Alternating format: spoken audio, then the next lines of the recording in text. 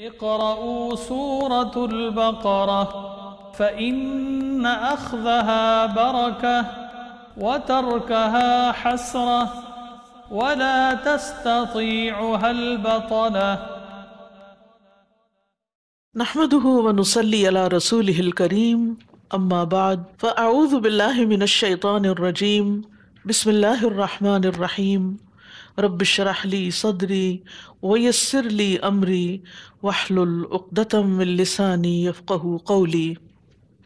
اللہ سبحانہ وتعالیٰ فرماتے ہیں یا ایہا الناس، اے لوگو، قد جاءکم برہان من ربکم، بلا شبہ تمہارے پاس تمہارے رب کی طرف سے ایک واضح دلیل آ گئی ہے. وَأَنزَلْنَا إِلَيْكُمْ نُورًا مُبِينًا، اور ہم نے تمہاری طرف ایک واضح نور نازل کیا ہے. فَأَمَّا الَّذِينَ آمَنُوا بِاللَّهِ وَاعْتَصَمُوا بِهِ فَسَيُدْخِلُهُمْ فِي رَحْمَةٍ مِّنْهُ وَفَضْلٍ وَيَهْدِيهِمْ إِلَيْهِ صِرَاطًا مُسْتَقِيمًا. پھر جو لوگ تو اللہ پر ایمان لائے اور اسے مضبوطی سے تھام لیا تو ان قریب وہ انہیں اپنی خاص رحمت اور فضل میں داخل کرے گا. تو جو اس کتاب کو مضبوطی سے تھامے گا اس کو کیا ملے گا؟ اللہ کی خاص رحمت ملے گی، اللہ کا فضل، اور انہیں اپنی طرف سیدھے رستے کی ہدایت دے گا. قرآن مجید کا سیکھنا تمام چیزوں سے بہتر عمل ہے. عقبہ بن عامر کہتے ہیں کہ رسول اللہ صلی اللہ علیہ وسلم اس حال میں تشریف لائے کہ ہم صفہ میں تھے، مسجد کے قریب وہ چبوترا جہاں پر صحابہ بیٹھ کر علم حاصل کیا کرتے تھے. تو آپ نے فرمایا تم میں سے کون یہ پسند کرتا ہے کہ وہ روزانہ صبح بطحان یا عقیق کی طرف جائے، 2 وادیاں ہیں مدینہ کے قریب جہاں تجارت ہوتی تھی، اور وہ وہاں سے بغیر کسی گناہ اور بغیر کسی قطع رحمی کے 2 بڑے بڑے کوہان والی اونٹنیاں لے آئے. اس پر ہم نے عرض کیا اے اللہ کے رسول، ہم سب اس کو پسند کرتے ہیں.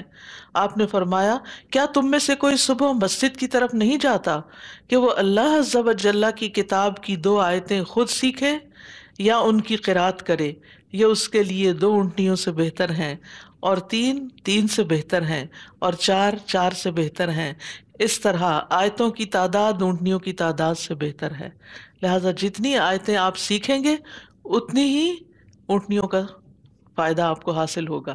اور اس زمانے میں اونٹنی جو تھی ایک بڑی کار سے بھی زیادہ قیمتی تھی، تو اس لیے دنیا کا مال اگر ہمیں کہیں فری مل رہا ہو تو اس کو چھوڑ کے یہاں بیٹھے ہیں تو ظاہر ہے کہ اللہ سے بڑے اجر کی امید ہے. تو انشاءاللہ اللہ تعالیٰ ضرور دے گا، کیونکہ جو اللہ کی خاطر کسی چیز کو چھوڑ دیتا ہے اللہ سبحانہ وتعالیٰ اس سے بہتر معاوضہ اس کو عطا کرتا ہے. آج شاید ہمیں اس کی قدر نہ ہو، لیکن کل جب ہم اللہ کے حضور حاضر ہوں گے تو اس وقت ایک منٹ کی بھی اوپر حسرت کریں گے کہ کاش اس میں 1 منٹ اور ارلی ہم شروع کر لیتے، ایک زندگی میں اس سے پہلے یہ کام شروع کر لیتے. تو الحمدللہ جو بھی اللہ نے موقع دیا اس کو غنیمت سمجھیں اور آگے بڑھتے چلے جائیں. رسول اللہ صلی اللہ علیہ وسلم نے فرمایا سورۃ البقرہ پڑھا کرو، اس کا پڑھنا باعث برکت ہے اور اس کو چھوڑ دینا باعث حسرت ہے، اور جادوگر اس کا مقابلہ نہیں کر سکتے. تو شروع کرتے ہیں آیت نمبر 80 سے. وَقَالُوا لَن تَمَسَّنَا النَّارُ إِلَّا أَيَّامًا مَّعْدُودَةً قُلْ أَتَّخَذْتُمْ عِندَ اللَّهِ عَهْدًا فَلَن يُخْلِفَ اللَّهُ عَهْدَهُ أَمْ تَقُولُونَ عَلَى اللَّهِ مَا لَا تَعْلَمُونَ. اور وہ کہتے ہیں، کون کہتے ہیں؟ اہل کتاب کہتے ہیں، اور یہاں مراد مدینہ میں رہنے والے یہود، کہ ہمیں دوزخ کی آگ ہرگز نہ چھوئے گی مگر گنتی کے چند دن. کیا تم نے اللہ سے کوئی عہد لے رکھا ہے؟ تو اللہ اپنے عہد کے ہرگز خلاف نہ کرے گا. یا تم اللہ کے بارے میں وہ کہتے ہو جو تم علم نہیں رکھتے. یعنی یا تو تمہارا اللہ تعالیٰ سے کوئی کانٹریکٹ ہو چکا ہے کہ یہود کو وہ سزا نہیں دے گا، یا پھر یہ کہ تم اللہ پہ جھوٹ باندھتے ہو. ان دونوں میں سے کوئی ایک بات ہے. تو بات یہ ہے کہ اللہ نے تو ایسا وعدہ کہیں بھی نہیں کر رکھا. وہ کہتے تھے کہ دنیا کی کل عمر 7,000 سال ہے، اور اگر ہم جہنم میں گئے بھی تو ہر 1000 ایک ملینیم کے بدلے، ہر 1000 سال کے بدلے 1 دن جہنم میں رہیں گے. اس طرح ٹوٹل ہم 7 دن رہیں گے. کچھ ان میں سے کہتے تھے کہ ہم نے 40 دن تک بچڑے کی عبادت کی تھی موسیٰ علیہ السلام کے جانے کے بعد، تو ہم صرف 40 دن جہنم میں رہیں گے. تو اللہ سبحانہ تعالیٰ نے فرمایا کہ کیا تم نے اللہ سے کوئی اس کا عہد لے رکھا ہے کہ وہ تمہیں 7 دن یا 40 دن ہی جہنم میں رکھے گا؟ اللہ نے اس طرح کا کوئی بھی عہد کسی سے بھی نہیں کیا، یہ محض ان کی خوش فہمی تھی۔ ان کی اور بھی بڑی خوش فہمیاں تھیں۔ وقالت الیہود والنصارى نحن ابناء اللہ واحباؤہ، یہود و نصارہ نے کہا کہ ہم اللہ کے بیٹے اور اس کے پیارے ہیں۔ کہہ دیجئے پھر تمہیں وہ تمہارے گناہوں کی وجہ سے سزا کیوں دیتا ہے؟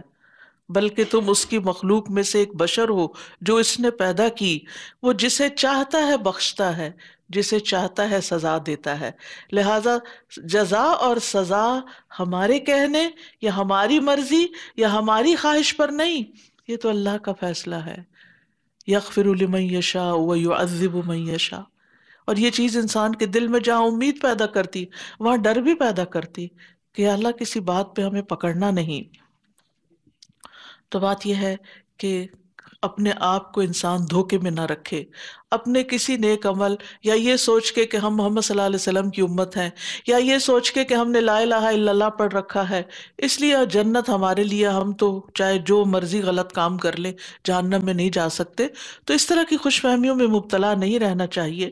اصل بات یہ ہے کہ انسان کو عمل کرتے رہنا چاہیے جس کا اسے حکم دیا گیا ہے، کیونکہ عمل سے زندگی بنتی ہے، جنت بھی جہنم بھی۔ یہ خاکی اپنی فطرت میں نہ نوری ہے نہ ناری ہے۔ تو بات یہ ہے کہ اللہ نے تو ایسا کوئی عہد نہیں کیا کہ وہ تمہیں صرف اس بنا پر کہ تم ایک خاص نسل سے تعلق رکھتے ہو یا ایک خاص مذہب سے تعلق رکھتے ہو تو جنت تمہارے لیے وقف ہو چکی ہے۔ اللہ نے اس کا وعدہ کہیں نہیں کیا۔ اگر اللہ ایسا کرے تو وہ اپنے وعدے کے خلاف نہیں کرتا، لیکن بات یہ ہے کہ تم اللہ کے بارے میں بھی جھوٹی باتیں کہنے سے ڈرتے نہیں۔ اب دیکھیں کہ جب بھی کسی قوم کا اخلاقی زوال ہو جاتا ہے تو ان میں جھوٹ عام ہو جاتا ہے۔ وہ جھوٹ عام روزمرہ زندگی میں بھی ہوتا ہے، اور وہ جھوٹ پھر دین کے معاملات میں بھی۔ پھر وہ اللہ کے رسول پر جھوٹ باندھنے سے نہیں ڈرتے، جھوٹی حدیثیں پھیلانا شروع کر دیتے ہیں۔ وہ پھر اللہ کے رسول کے بعد اللہ سبحانہ تعالیٰ پہ بھی جھوٹ باندھنے لگتے ہیں اور خوش فہمیوں میں جیتے، اس جھوٹ کی بنا پر سمجھتے ہیں کہ ہمارا سب کچھ دلدر پار ہوگا۔ جیسے منافقین کا طرز عمل تھا کہ وہ سمجھتے تھے کہ ہم مسلمانوں کو بے وقوف بنا رہے ہیں، ہم اللہ تعالیٰ کو نعوذ باللہ ڈاج دے سکتے ہیں، لیکن فرمایا کہ نہیں، وما یخدعون الا انفسہم وما یشعرون۔ ایسے لوگ شعور نہیں رکھتے، نہ سمجھ ہیں، اپنی عقل سے کام نہیں لیتے، اپنے ضمیر کی آواز نہیں سنتے، اور اس طرح کے شیطانی وسوسوں کا شکار ہو کر اپنی زندگی میں کوئی تبدیلی پیدا نہیں کرتے۔ نیکسٹ آیت ہے، بلا من کسب سیئۃ واحاطت به خطیئته فاولئک اصحاب النار هم فیہا خالدون۔ ہاں، جس نے کوئی برائی کمائی اور اس کی برائی نے اسے گھیر لیا تو یہی لوگ آگ والے ہیں، وہ اس میں ہمیشہ رہنے والے ہیں۔ یہاں پر سیئہ اور خطیئہ دو لفظ استعمال ہوئے ہیں اور دونوں کا ایک ہی معنی ہے۔ سیئہ سے مراد شرک اور کفر بھی لیا گیا ہے، اور سیئۃً چونکہ نکرہ ہے اس سے مراد ایسی کوئی برائی یعنی کہ کبیرہ گناہ وغیرہ کہ جس کو انسان مرتے دم تک اختیار کیے رکھے تو پھر اس کا انجام اچھا نہیں ہوگا، یعنی جس پر اس نے توبہ نہیں کی بلکہ احاطت بھی خطیئتہ، اس کے گناہ نے اس کو گھیرے میں لے لیا کہ وہ اس کے باہر کچھ سوچ ہی نہیں سکتا، وہ اس گناہ کے بغیر رہ ہی نہیں سکتا۔ آپ نے دیکھا ہوگا کہ کچھ لوگوں کو جیسے شراب کی لت پڑ جاتی ہے، بڑھاپے میں بھی وہ ان سے نہیں چھوٹتی۔ اب آپ خود سوچیں، کوئی عذر باقی نہیں رہ جاتا کہ انسان اپنے گناہوں سے توبہ نہ کرے، لیکن بات یہ ہے کہ کچھ لوگ حرام کاموں میں پڑ جاتے ہیں، ان حرام کاموں میں ان کو لذت آنے لگتی ہے، اور پھر ان حرام کاموں کے بغیر وہ رہ نہیں سکتے۔ چلیے یہ تو الگ برائیاں ہیں، لیکن کچھ لوگ جیسے ان کو بد اخلاقی کی عادت پڑ جاتی ہے، چیخنے چلانے کی، ہر ایک پہ بولنے کی، سب کی بے عزتی کرنے کی، غیبت اور چغلی اور طعنے دینا، تو قرآن میں کیا آتا ہے، ویل لکل ہمزۃ لمزہ، ہلاکت ہے ہر اس شخص کے لیے جو منہ در منہ تانے دے اور جو پیٹھ پیچھے برائیاں کرے. تو آپ دیکھیں کہ کئی لوگ بزرگ بوڑھے ہو چکے ہوتے ہیں، جو ان کے پاس جا کے بیٹھتا ہے وہ اس کی برائیاں شروع، کسی اور کی برائیاں شروع کر دیتے ہیں. نانی دادی پردادی بن جاتے ہیں لیکن یہ عادت نہیں جاتی. ہم سب کو بھی اپنے عادات اور اخلاق کا جائزہ لینا چاہیے کہ کوئی ایسی برائی تو نہیں جو سالوں سے میرے ساتھ لگ گئی ہے اور میں ابھی تک اس سے جان نہیں چھڑا پائی. اس سے پیچھا چھڑانا ہے، اللہ سے معافیاں مانگ کے، رو دو کے، اللہ سے دعائیں کر کے، کیونکہ ایسا نہ ہو کہ میں اسی حال میں مروں. احاطت بھی خطیئت ہو کہ اسی برائی نے اس کو گھیرے میں لیا ہوا ہو، تو پھر ایسا نہ ہو کہ انجام جہنم ہو اور وہ ہمیشگی اس میں ہو. اب یہ جو ہم فیہا خالدون ہے نا، خلود جو ہے یہ کفر اور شرک پر ہی ہے. امت مسلمہ میں سے یعنی لا الہ الا اللہ پڑھنے والے اگر کبیرہ گناہ کا ارتکاب کرتے ہیں، جیسے شراب ہے، زنا ہے، جوا ہے یا اور اس طرح کی چیزیں ہیں، تو پھر وہ اپنے اور توبہ کیے بغیر مر جاتے ہیں تو اپنی سزا بھگت کر وہاں سے نکلیں گے. لیکن جتنی زیادہ انٹینس قسم کی برائی ہوگی اتنا جہنم میں قیام طویل ہو جائے گا. کچھ لوگوں کو تو بس ڈبکی دی جائے گی اور کچھ لوگ جو ہیں وہ زیادہ عرصے تک وہاں پر رہیں گے. تو اس لیے انسان کو ہر دم توبہ کرتے رہنا چاہیے، لیکن توبہ کی شرائط میں سے یہ کہ وہ گناہ بھی چھوڑے انسان. یہ نہیں کہ ساتھ ساتھ گناہ کرتا چلا جائے اور اس پہ ڈھٹائی اختیار کرے اور اس میں ڈوبا رہے اور اس کے بعد کہے کہ کوئی فرق نہیں پڑتا. اور یاد رکھیے یہ صرف کبیرہ گناہوں کی بات نہیں، چھوٹے چھوٹے گناہوں سے بھی بچنا چاہیے کیونکہ وہ مل جل کر انسان کو ہلاک کر دیتے ہیں.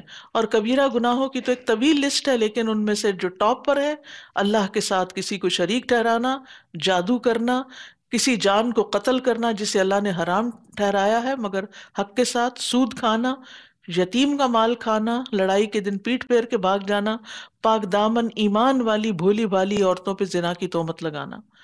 تو یہ کبیرہ گناہوں میں سے. اور بھی ہیں جیسے جھوٹ ہے، وعدہ خلافی ہے، یہ بھی نفاق کی علامتیں ہیں. جھگڑے کے وقت گالی گلوچ کرنا، تو ان چیزوں سے بھی بچنے کی ضرورت ہے. تو ہر طرح کے گناہوں سے انسان کو بچنے کی دعا کرنی چاہیے. اور ایک بہت اچھی دعا ہے جو بخشش کے لیے مانگی جاتی ہے، جس میں رب اغفر لی خطیئتی و جہلی و اسرافی فی امری کلہ وما انت عالم بہ منی اللہم اغفر لی خطایایا وعمدی وجہلی وہزلی وکل ذلک عندی اللہم اغفر لی ما قدمت وما اخرت وما اسررت وما اعلنت وانت المقدم وانت المؤخر وانت علی کل شیء قدیر. تو اس طرح کی دعائیں، یہ صحیح بخاری کی دعا ہے، بہت خوبصورت دعا ہے جس میں مذاق میں کیے ہوئے گناہ اور سنجیدگی میں اور بڑے اور چھوٹے سبھی شامل ہو جاتے ہیں. تو ایسی دعائیں جو ہیں انسان کو پڑھتے رہنا چاہیے جب تھوڑی سی بھی فرصت ملے.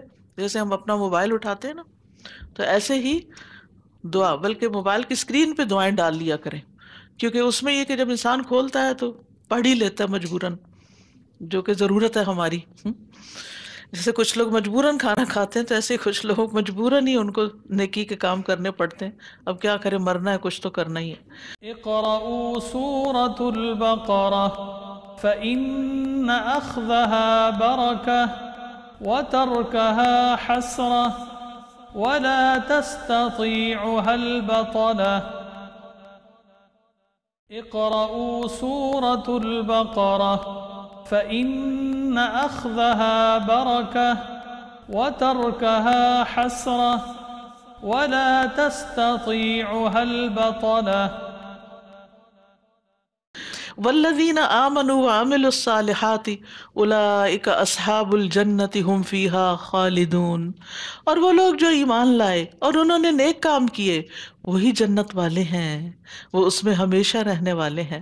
یہ قرآن کا ایک پورا سر اسلوب ہے کہ جہاں جہنم کی بات کرتا ہے وہاں جنت کی بات بھی کرتا ہے، جہاں آگ والوں کا ذکر ہے وہاں جنت والوں کا بھی ذکر ہے. تو یہاں پر ایمان اور عمل صالح کی بات ہے، یعنی ایمان کے بعد فرائض کی ادائیگی جو ہے وہ جنت میں لے جانے کا سبب ہے. پھر فرمایا وَإِذْ أَخَذْنَا مِيثَاقَ بَنِي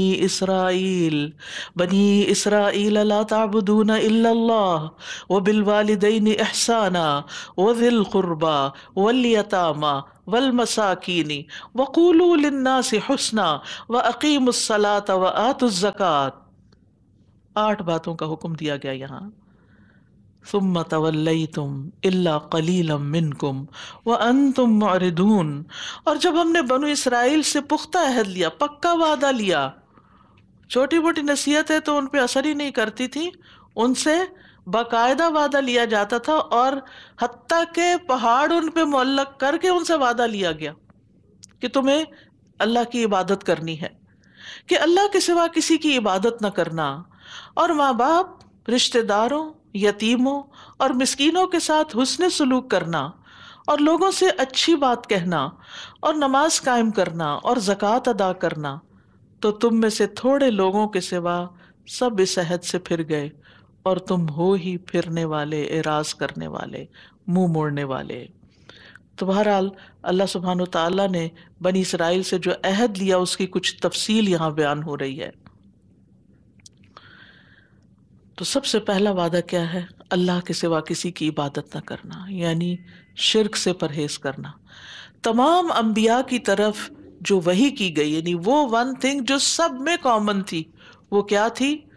لا الہ الا انا فاعبدون، کہ اللہ کے سوا کوئی الہ برحق نہیں، تو میری ہی بندگی تم کرو، اور اللہ کی عبادت ہی اللہ کو راضی کرنے والا عمل ہے۔ ہم کہتے ہیں یا اللہ تو ہم سے راضی ہو جا، تو اللہ کو راضی کرنے کے لیے اللہ کی عبادت بلا شرک، کیونکہ اس میں یہ نہیں کہا کہ اللہ کی عبادت، کہا کہ تم اللہ کے سوا کسی کی عبادت نہیں کر، لا تعبدون الا اللہ۔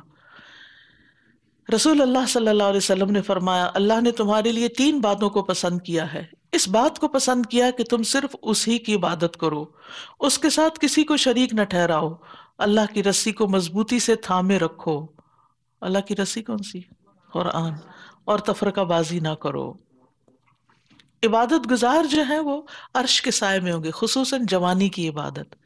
نبی صلی اللہ علیہ وسلم نے فرمایا 7 قسم کے آدمیوں کو اللہ تعالیٰ اس دن اپنے عرش کے سائے میں جگہ عطا فرمائے گا جس دن اس کے سائے کے علاوہ کہیں سایہ نہ ہوگا۔ ان میں سے ایک وہ نوجوان جو اپنے رب کی عبادت میں پرورش پاتا رہا۔ سبحان اللہ، ینگ بچے کیا کہتے ہیں، آپ تو اس عمر میں آ کے اب اللہ اللہ کرنے لگے ہیں، تو ہمیں بھی اپنی جوانی کو انجوائے کرنے دیں۔ گویا ان کی انجوائمنٹ اللہ سے دوری میں ہو گئی۔ یہ کیا ہوا؟ اصل زندگی کا مزہ اور لطف اور سکون اور خوشی تو اللہ کی عبادت میں ہے، نہ کہ اس سے منہ موڑ کے۔ تو ان کو کیا سمجھانا چاہیے کہ جو غلطی ہم سے ہوئی، جو نقصان ہم نے اٹھایا، وہ تم نہ اٹھاؤ، تم ارلی شروع کر لو، تم زیادہ اپنے لیے اکٹھا کر لو۔ اور یہ حدیث خاص طور پر یہ حصہ جو ہے یہ بڑا ہی خوشی بخشنے والا ہے کہ جو شخص جوانی میں عبادت کر لے تو وہ اللہ کے سائے تلے ہوگا، اللہ کے عرش کے سائے تلے ہوگا۔ اسی طرح ایک اور حدیث میں آتا ہے مسند احمد کی کہ جو شخص اللہ کی عبادت اس طرح کرے کہ اس کے ساتھ کسی کو شریک نہ ٹھہرائے، نماز قائم کرے، زکوٰۃ ادا کرے، بات سنے اور مانے، تو اللہ تعالیٰ اسے جنت کے 8 دروازوں میں سے داخل ہونے کا اختیار دے گا۔ یعنی جب آپ جنت میں انٹر ہو رہے ہوں گے تو ایک نہیں 8 دروازے کھل جائیں گے۔ کیا منظر ہوگا، سوچئے کہ اب آپ کی چوائس ہے، جس سے چاہے داخل ہو جائیں۔ کبھی آپ بڑے ہوٹلز میں جاتے ہیں نا تو آپ دیکھتے ہیں کہ وہ ایک نہیں کئی ایک دروازے ہوتے ہیں، اور بعض اوقات وہ اشارے سے ہی کھل جاتے ہیں، آٹومیٹک ہوتے ہیں، تو آپ سوچتے ہیں کہ زیادہ بہتر کہاں سے جانا ہے۔ تو وہ بھی ایک انجوائمنٹ کی بات ہوتی ہے کہ آپ کی اپنی چوائس ہے کہ ادھر سے جائیں یا ادھر سے جائیں یا ادھر سے جائیں۔ دوسری چیز، یعنی سب سے بڑا حق ہم پر اللہ کا ہے کہ ہم اس کی عبادت کریں۔ دوسرا، انسانوں میں سے سب سے بڑا حق والدین کا حق ہے۔ یہ ہمارے دین کی تعلیم ہے۔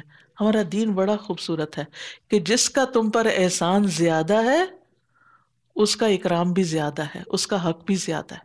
تو ہمارے اوپر سب سے زیادہ احسان جو ہے ہمارے والدین کا ہوتا ہے، جو ہمیں پرورش دیتے ہیں، جو ہماری تکلیفیں اٹھاتے ہیں، جو ہمیں پالتے ہیں پوستے ہیں، ہمارے لیے ہمیں کھلاتے ہیں پلاتے ہیں، ہمیں بڑا کرتے ہیں، تعلیم دیتے ہیں، ہمارے لیے روتے ہیں، ہماری بدتمیزیوں پر اور ہماری نافرمانیوں سرکشیوں پر صبر کرتے ہیں، اور پھر بھی ہمارے لیے دعائیں کرتے رہتے ہیں اور ساری زندگی دعائیں کرتے ہیں۔ تو ہمارے لیے بھی کیا فرض بنتا ہے کہ ہم بھی جواباً ان کی عزت کریں، ان کے ساتھ اچھا سلوک کریں۔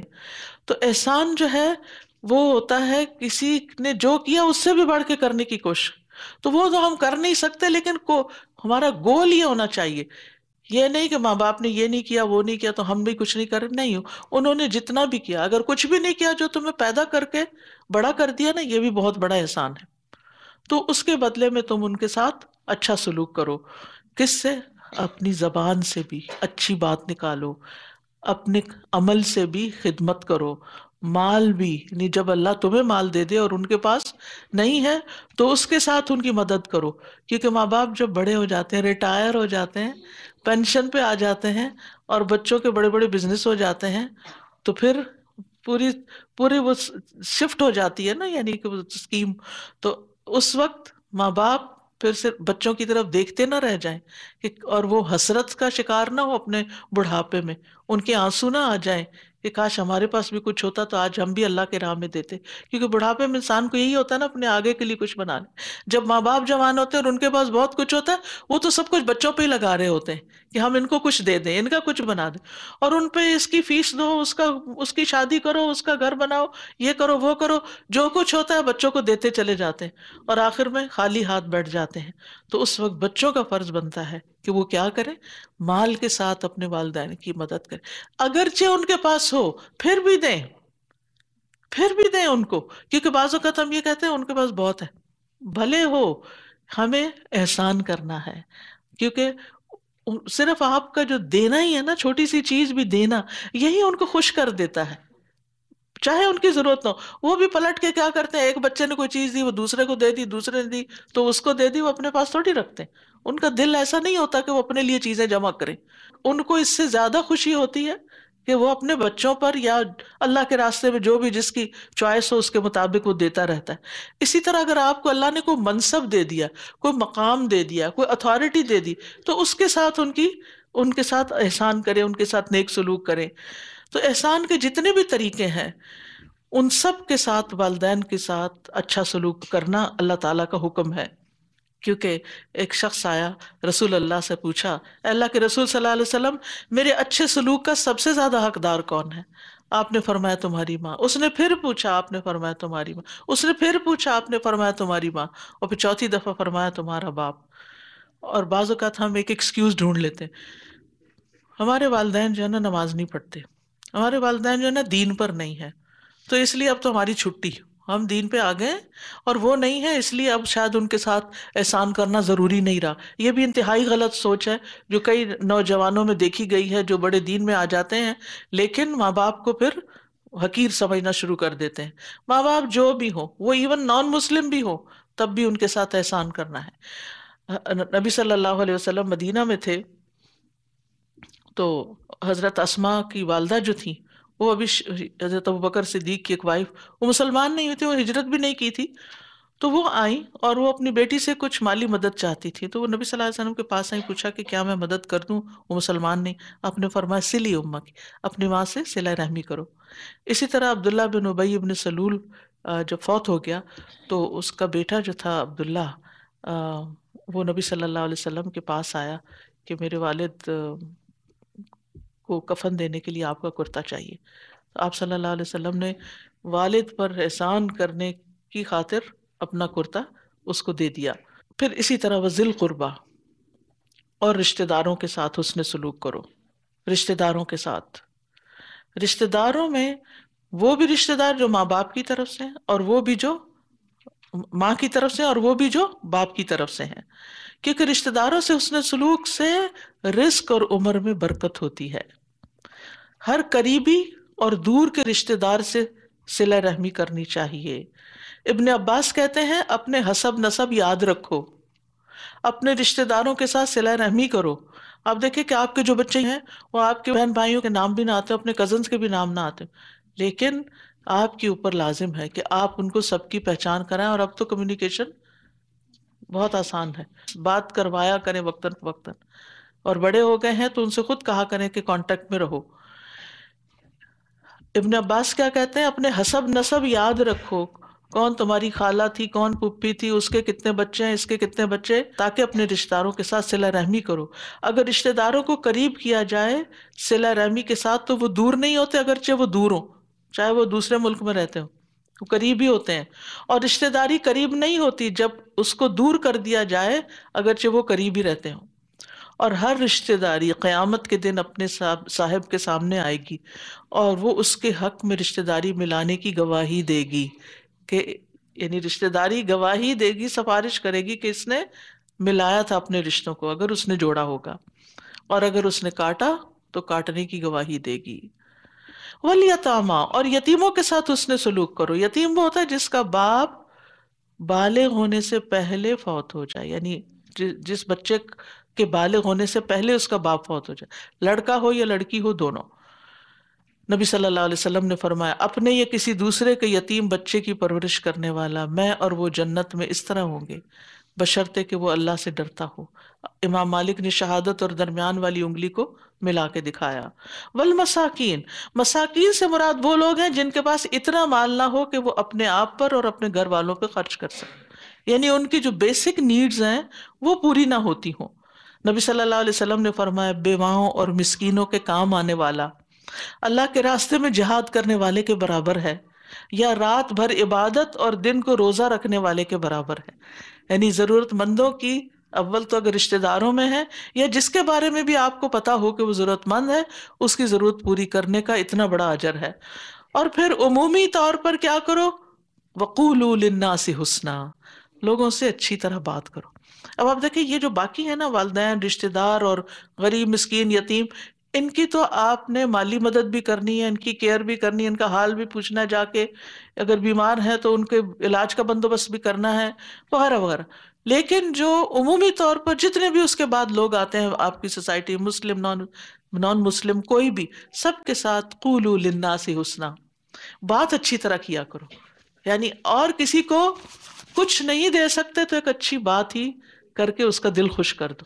یہ ایک جنرل رول کے طور پر آپ اپنی زندگی میں اپنائیں۔ لیکن افسوس کے ساتھ کہنا پڑتا ہے کہ ہماری اکثر باتیں دوسروں کو ہرٹ ہی کر جاتی ہیں۔ ہم ذرا سی بات پہ اختلاف کرتے ہیں تو بعض اوقات چیخنے چلانے لگتے ہیں، بعض اوقات اور اسی طرح کے کام کرنے لگتے ہیں۔ تو اپنے بچے ہوں یا شوہر ہوں یا رشتہ دار ہوں یا کوئی بھی، سب کے ساتھ اچھی طرح بات کرنا، اور اچھی بات کہنا جو ہے یہ ایمان کا حصہ ہے۔ رسول اللہ صلی اللہ علیہ وسلم نے فرمایا جو کوئی اللہ اور آخرت کے دن پر ایمان رکھتا ہے اسے چاہیے کہ وہ اچھی بات کہے ورنہ خاموش رہے۔ تو اچھی بات جو ہے معنی کے لحاظ سے وہ ہوتی ہے جو بھلائی پہ مبنی ہو، سچی ہو، خیر والی ہو، جس سے خیر پھوٹے، اور اپنی شکل یا ہیئت کے اعتبار سے لطیف ہو، نرم ہو، اس میں سختی اور شدت نہ ہو، ٹونٹ وغیرہ نہ ہو۔ اچھی گفتگو سے انسان کی بخشش ہو جاتی ہے۔ رسول اللہ صلی اللہ علیہ وسلم نے فرمایا سلام عام کرنا، اچھا کلام کرنا ایسے اعمال ہیں جو بخشش کو واجب کر دیتے ہیں۔ یعنی آپ اچھے سے بات کرتے جائیں، اللہ تعالیٰ آپ کو معاف فرما دے گا، اور اچھی بات کے سبب جنت میں خوبصورت بالا خانے بھی ہیں۔ وَأَقِيمُوا الصَّلَاةَ وَآتُوا الزَّكَاةَ، اور نماز قائم کرو اور زکوٰۃ ادا کرو۔ یاد رکھیے سابقہ شریعتوں میں بھی نماز اور زکوٰۃ کا حکم تھا۔ نماز اللہ کا حق اور زکوٰۃ بندوں کا حق۔ نماز کے ذریعے ہمارا اللہ سے تعلق اچھا رہتا ہے، اور زکوٰۃ کے ذریعے معاشرے کے ان افراد سے جو مسکین اور بے کس ہیں ان کے ساتھ ہمارا تعلق اچھا رہتا ہے، اور معاشرے کے اندر ایک خوشحالی رہتی ہے۔ اور ان دونوں کو عبادت کا درجہ دیا گیا، اور یہ عبادتیں دونوں ہی بہت اہم ہیں۔ اکثر ان دونوں کا ذکر قرآن مجید میں اکٹھے آتا ہے۔ آپ دیکھتے ہیں کہ روزوں کا ذکر اتنا نہیں آتا، ایک ہی دفعہ قرآن میں ایک جگہ پر ہی آیا ہے، اور سال میں بھی ایک دفعہ آتے ہیں۔ اسی طرح حج ہر ایک پر فرض نہیں ہے، لیکن اور زکوٰۃ جو ہے مال انسان کے پاس ڈیلی بیسس پر بھی ہوتا ہے، اور جب جب ہو تو وہ فرض ہے۔ لیکن نماز دن میں 5 دفعہ فرض ہے، اور اعمال میں سب سے بہترین ہے۔ نبی صلی اللہ علیہ وسلم نے فرمایا جان لو تمہارا سب سے بہترین عمل نماز ہے، تو جس کی نمازیں اچھی ہو گئیں پار ہو گیا۔ نماز چھوڑ دینا ایمان سے محرومی ہے۔ ابن مسعود کہتے ہیں جس نے نماز ترک کی اس کا کوئی دین نہیں۔ نبی صلی اللہ علیہ وسلم نے فرمایا جس کی ایک نماز اس سے فوت ہو گئی، ایک، پس گویا اس کا مال اور اس کی اولاد فنا ہو گئی۔ اتنا بڑا گناہ ہے، ایک نماز چھوڑنے یا قضا کرنے کا اتنا بڑا نقصان ہے۔ اور قیامت کے دن سب سے پہلا سوال بھی نماز ہی کے بارے میں ہوگا۔ اور نماز قائم کرنے کا مطلب کیا ہوتا ہے کہ اوقات کا خیال رکھا جائے، خشوع و خضوع سے نماز پڑھی جائے، نماز میں غور و فکر کیا جائے. اور نماز کا کچھ حصہ ضائع کرنا کیا ہے کہ انسان صحیح وضو نہ کرے یا وقت کو آگے پیچھے کر کے پڑھے یا رکوع سجود درست نہ کرے. تو اطمینان کے ساتھ ایک ایک رکن ادا کرنا ضروری ہے. تو بنی اسرائیل کو اللہ تعالیٰ فرماتے ہیں ثم تولیتم الا قلیلا منکم وانتم موردون، پھر تم اس کے بعد منہ موڑ گئے مگر تھوڑے ہی تم میں سے ایسے تھے جنہوں نے ان احکامات کی پابندی کی.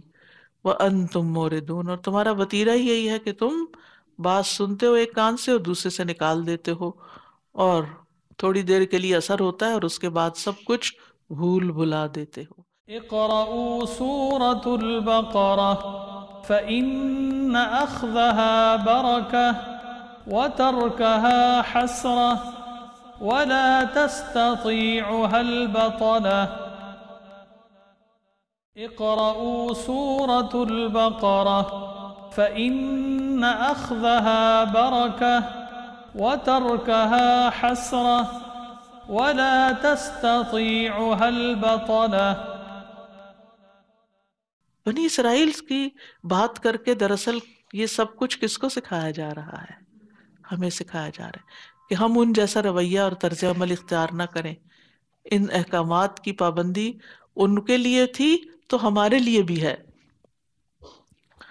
پھر فرمایا وَإِذْ أَخَذْنَا مِيثَاقَكُمْ لَا تَسْفِكُونَ دِمَاءَكُمْ وَلَا تُخْرِجُونَ أَنفُسَكُمْ مِنْ دِيَارِكُمْ ثُمَّ أَقْرَرْتُمْ وَأَنْتُمْ تَشْهَدُونَ.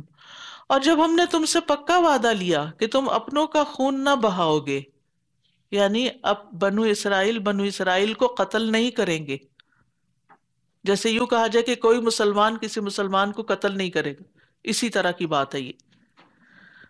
اور اپنے لوگوں کو اپنے گھروں سے نہ نکالو گے، یعنی کسی لڑائی جنگ وغیرہ کے موقع پر ان کو مار پیٹ کے ان کے گھروں سے نہیں نکالو گے.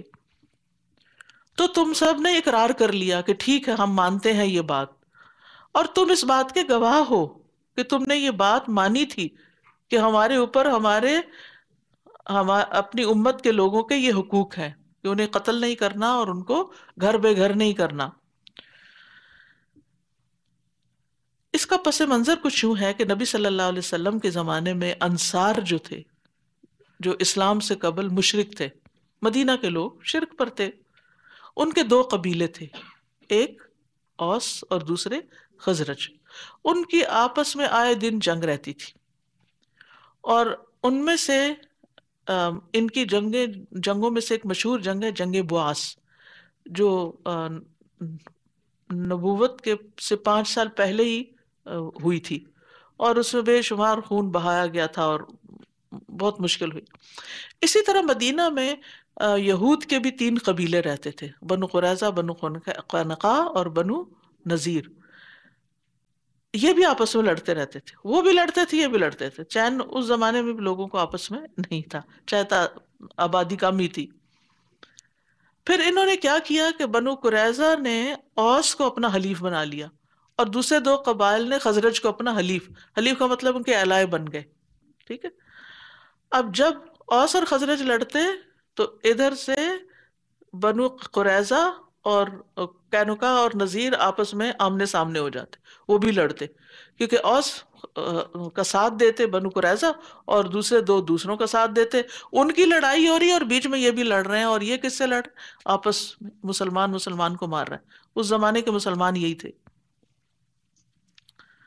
اب ہوا یہ کہ نہ صرف یہ کہ یعنی خون بہاتے، بلکہ ان کو قتل کر کے ان کے گھروں کو لوٹ لیتے، انہیں جلا وطن کر دیتے. حالانکہ تورات کے مطابق ایسا کرنا بالکل حرام تھا، منع تھا. لیکن دوسری طرف کیا کرتے، وہی یہود جب قیدی ہو جاتے تو فدیہ اکٹھا کر کے ان کو چھڑا کے بھی لاتے. یہ بھی تورات کا حکم تھا. تو آپ دیکھیے کہ انہوں نے کس طرح اللہ کی کتاب کو اپنی مرضی کے مطابق پک اینڈ چوز کیا، کچھ حصے کو مانا اور کچھ کو نہیں. پھر اللہ تعالیٰ فرماتے ہیں ثم انتم ہؤلاء تقتلون انفسکم، پھر تم وہ لوگ ہو جو اپنے نفسوں کو، اپنے بھائیوں کو قتل کرتے ہو، کیونکہ مسلمان کا بھائی ہوتا ہے. اب تم اپنے آپ کو قتل کرتے تھے، حالانکہ وہ دوسروں کو کر رہے تھے، لیکن اپنا آپ کیوں کہا گیا؟ نبی صلی اللہ علیہ وسلم نے فرمایا مومن بندوں کی آپس میں محبت، اتحاد اور شفقت کی مثال ایک جسم کی طرح ہے. they are just one body. کہ جب جسم کے اعضاء میں سے کسی عضو کو تکلیف ہوتی ہے تو اس کا سارا جسم نیند نہ آنے اور بخار چڑھ جانے میں اس کا شریک ہو جاتا ہے. تو بہرحال اب یہ ہوا کہ تم اپنے ہی لوگوں کو قتل کرتے ہو. وَتُخْرِجُونَ فَرِيقًا مِّنْكُمْ مِنْ دِيَارِهِمْ، اور اپنے میں سے ایک فریق کو ان کے گھروں سے نکال دیتے ہو، جس کی بات ابھی میں نے پہلے کی.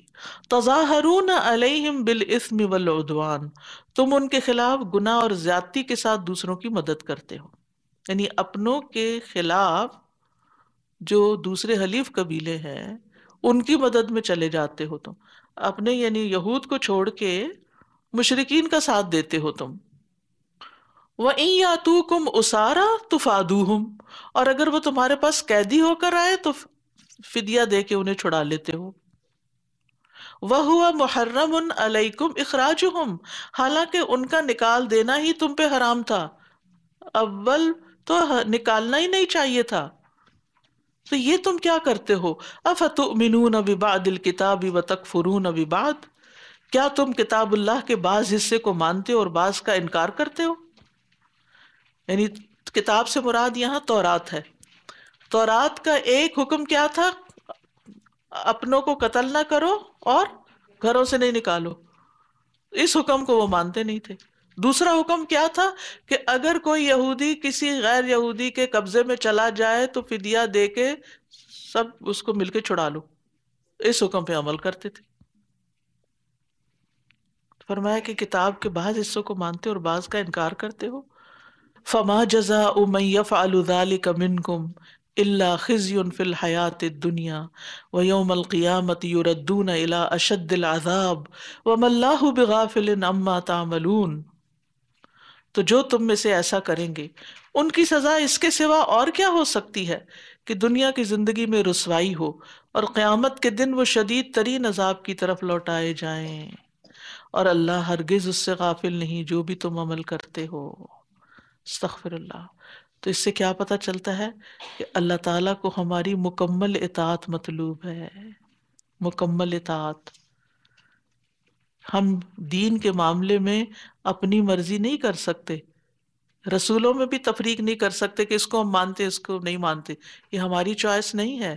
جو کہہ دیا گیا ہے سر تسلیم خام، سمعنا و اطعنا. یہ بھی اللہ کا حکم ہے، وہ بھی اللہ کا حکم ہے، ہم سارے حکم مانتے ہیں. ہم یہ نہیں کریں گے کہ کچھ مانیں گے اور کچھ نہیں مانیں گے. آج آپ دیکھیں کہ ہم مسلمانوں کو یہ آیت بہت دعوت فکر دے رہی ہے اور ایک بہت بڑا سبق دے رہی ہے. اور یہود کی رسوائی کی وجہ یہ بنی تھی، فما جزاء من یفعل ذلک منکم الا خزی فی الحیات الدنیا، دنیا کی زندگی میں رسوائی اور آخرت میں شدید ترین عذاب. تو آج مسلمان اگر دنیا میں رسوا ہو رہے ہیں تو کہیں اس کی یہ وجہ تو نہیں کہ وہ کتاب اللہ کے کچھ حصوں کو مانتے ہیں اور کچھ کا انکار کر دیتے ہیں، جو دل کو لگے لے لیتے ہیں، جو نہ لگے چھوڑ دیتے ہیں، سمجھنے کی کوشش بھی نہیں کرتے کہ کیوں کہا گیا، اس کی کیا حکمت ہے. آج آپ دیکھیں حلال حرامی کی بات دیکھ لیں. بہت سے لوگ مثلا گروسری سٹور جائیں گے، میٹ خریدنے لگیں گے اور وہ سرٹیفکیٹ تک مانگیں گے کہ کہاں ہے آپ کی سرٹیفکیشن کیا ہے، اور بیک گراؤنڈ چیک کریں گے اور وہ سارا کچھ معلوم کریں گے کہ واقعی یہ حلال ہے یا نہیں. لیکن جس پیسے سے وہ گوشت خرید رہے ہوتے ہیں، جو پے چیک تھا ان کا، اس کے بارے میں ان کو کوئی فکر نہیں کہ یہ حلال کا ہے یا حرام کا ہے. یعنی ایک طرف اتنے فکر مند حلال حرام کے بارے میں اور دوسری طرف سود کے پیسوں سے خرید رہے ہیں اس کو. تو یہ سراسر اسی میں آتا ہے کہ ایک چیز کو لے لینا اور دوسری کو نہیں لے لینا. جو کنوینئنٹ ہے اس کو لے لینا دین کے حکم کو، جو دل کو نہیں لگتا اس کو آنکھیں بند کر لینا اس کی طرف سے. تو یہ رویہ جو ہے اللہ تعالیٰ کو پسند نہیں، اس پر پکڑ ہو سکتی ہے.